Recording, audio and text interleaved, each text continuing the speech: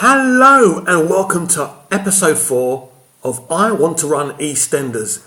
It's been a big day of Eastenders research for me today. I've been spending the past couple of hours watching old Eastenders YouTube videos, and it's not just about watching old episodes. It's been seeing the guys who Tony, Julia and Julia Smith talking on YouTube, the guys who created Eastenders, really getting what they thought about the whole concept of Eastenders. And I must admit, it was very emotional watching all those videos, watching a lot of chat about Leslie Grantham and Anita Dobson and how they worked so well together. And actually, Anita Dobson was cast in the 11th hour because the other actress had to step down as Angie. So some really amazing and emotional to see all that. Really was.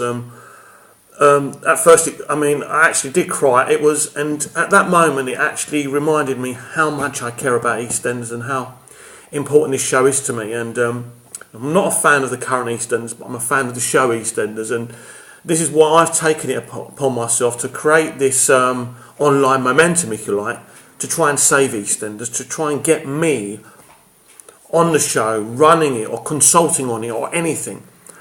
I've probably got zero chance of doing it, but I'm going to fight because I want to save this show. When you look back in the first 4 years or so, how amazing EastEnders was, how it took the world by storm, or took England by storm, and really scared the other soaps, Coronation Street, Emmerdale Farm, Crossroads, and it changed the way soaps were made because they were pacey, they were on the edge.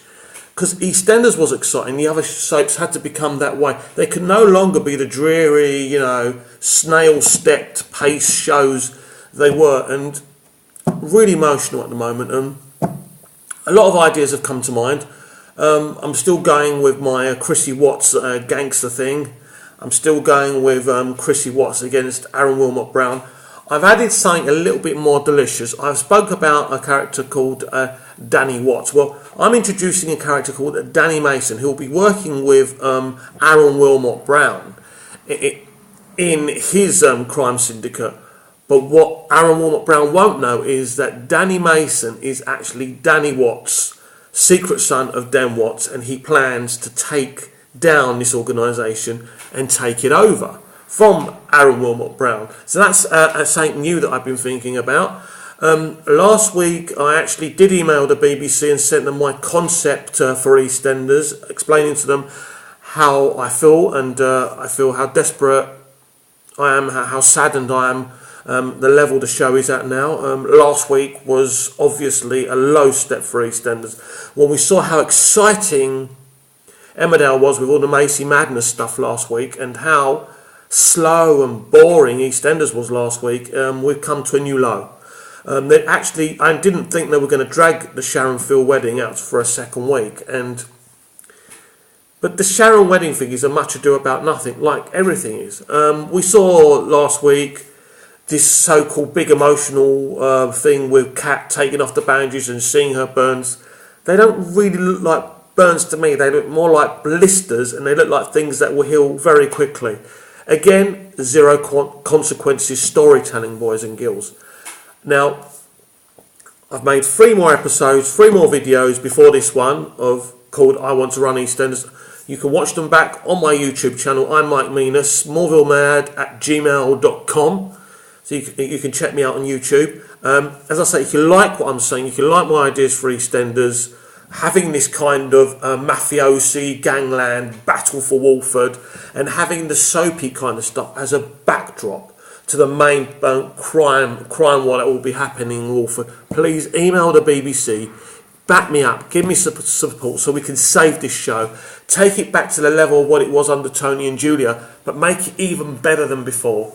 And I believe in it. One thing that I would certainly do if I was given the keys to Albert Square, if I was made a showrunner of EastEnders, as I say, a near impossibility, but I would have to talk to Danny Dyer. The Danny Dyer character, Mick Carter, has to become Dennis Watts, and Linda has to be Angie. And I know that Dominic Treadwell Collins kind of introduced them to that kind of mould. I mean, Linda is kind of her reactions and stuff are very Angie, And you could see from Danny Dyer the potential of the character of Mick Carter is very Dan Watts, but of course they're kind of this nuclear family, and they've introduced these kids. There's Aunt Babe. There's too many Carters. We'd have to shuffle the Carters down. Definitely, a lot of them would have to leave, have to be killed off, which is a great opportunity in this big shootout between the crime gangs that what I would let loose on my first episode. So it'd be an easy way to get rid of a lot of Carters. Certainly, Mick and Linda would have to stay. They're my Den and Angie. They would be my Den and Angie, and I really have some exciting stuff for them. Danny Dyer has so much potential. He's got this brilliant screen presence that Leslie Grantham had. But already this last week we learned that we learned that of a new casting. And it's Carl Howman, who used to be in Brushstrokes. He's been cast. Now, I suspect that Carl Howman, I think that's his name, will be unleashed as Mick's real dad. Big mistake, big mistake. I've always been shouting from the rooftops that Mick Carter's secret dad, it should be revealed as Den. This is a great opportunity to take new Eastenders back to the origins of old Eastenders and mould them together, and by having Mick Carter actually be Mick Watts, it will be awesome, and we'll have the old spirit back. And this is what we need to do.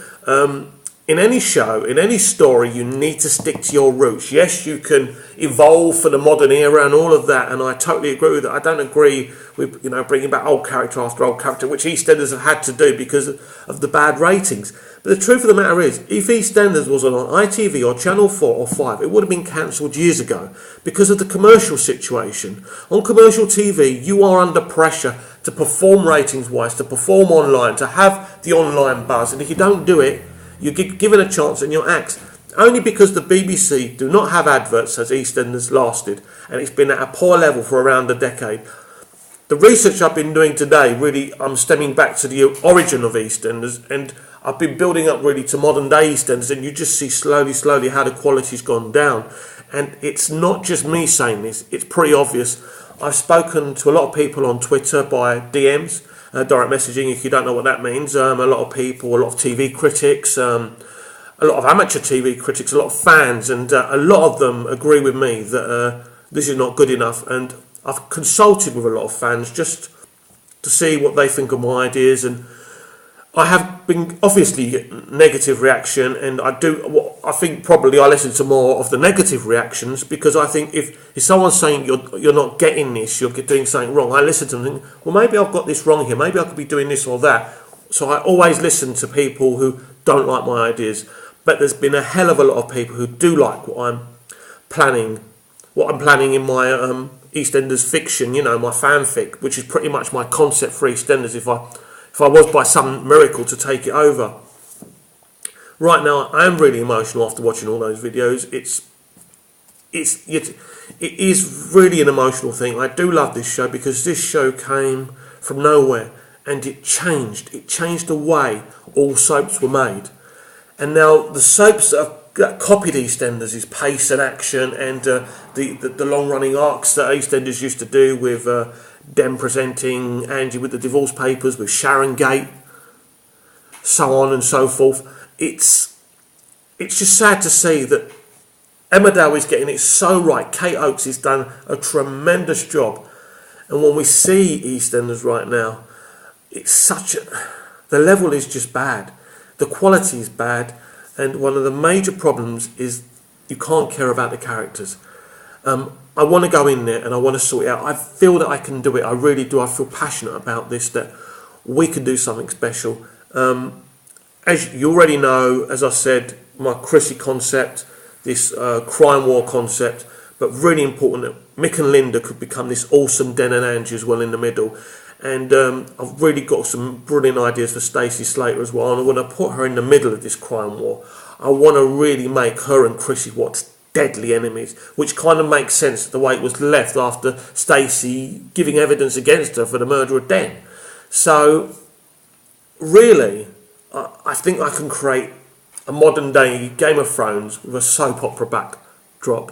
When I imagine it, I'm really excited. Obviously, I've got no experience in television or professional writing or anything like that. I have the ideas, I have the passion to turn this show around, but I need your help.